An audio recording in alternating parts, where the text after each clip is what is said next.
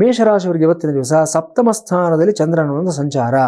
ಚಿತ್ತಾ ನಕ್ಷತ್ರ ನಂತರ ಸ್ವಾತಿ ನಕ್ಷತ್ರದಲ್ಲಿ ಚಂದ್ರನ ಸಂಚಾರ ಆಗ್ತಾ ಇರತಕ್ಕಂಥದ್ದು. ಸ್ವಾತಿ ನಕ್ಷತ್ರ ಅಂತಂದ್ರೆ ರಾಹುವಿನ ನಕ್ಷತ್ರ ಆಗಿರುತ್ತೆ. ಸೊ ರಾಹುವಿನ ನಕ್ಷತ್ರದಲ್ಲಿ ಚಂದ್ರ ಇರುವಾಗ ಇವತ್ತು ನಿಮಗೆ ಸಾಕಷ್ಟು ಆಕರ್ಷಣೆಗಳಿಗೆ ನೀವು ತುತ್ತಾಗುವಂಥ ಒಂದು ಸಾಧ್ಯತೆ ಇರುತ್ತೆ. ಇವತ್ತು ಇಲ್ಯೂಷನ್ಸ್ಗೆ ಸಿಕ್ಕಾಕೊಳ್ತೀರಾ ನೀವು. ಬಹಳಷ್ಟು ಬಾರಿ ನಾನು ಹೇಳ್ತಾ ಇರ್ತೀನಿ, ಛಾಯಾಗ್ರಹ ರಾಹು ನಿಮಗೆ ಇಲ್ಯೂಷನ್ಸ್ ತರ್ತಾನೆ ಅಂತ. ಕೇವಲ ರಾಹು ಮಾತ್ರ ಅಲ್ಲ, ರಾಹುವಿನಿಂದ ಗವರ್ನ್ ಆಗಿರತಕ್ಕಂಥ ನಕ್ಷತ್ರಗಳು ಯಾವುದಿದೆ ಆ ನಕ್ಷತ್ರಗಳಲ್ಲಿ ಚಂದ್ರ ಸಂಚಾರ ಮಾಡುವಾಗಲೂ ಅಷ್ಟೇ ವಿಶೇಷವಾದ ಆಕರ್ಷಣೆಗಳಿಗೆ ಸಿಕ್ಕಾಕೊಳ್ತೀರಾ.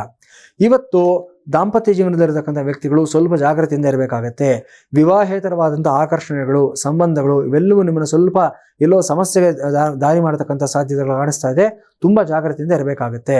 ಯಾವತ್ತೂ ಅಷ್ಟೇ ಈ ಥರದ ಒಂದು ಆಕರ್ಷಣೆಗಳು ಕ್ಷಣಿಕವಾಗಿರುತ್ತೆ ಅಷ್ಟೇ.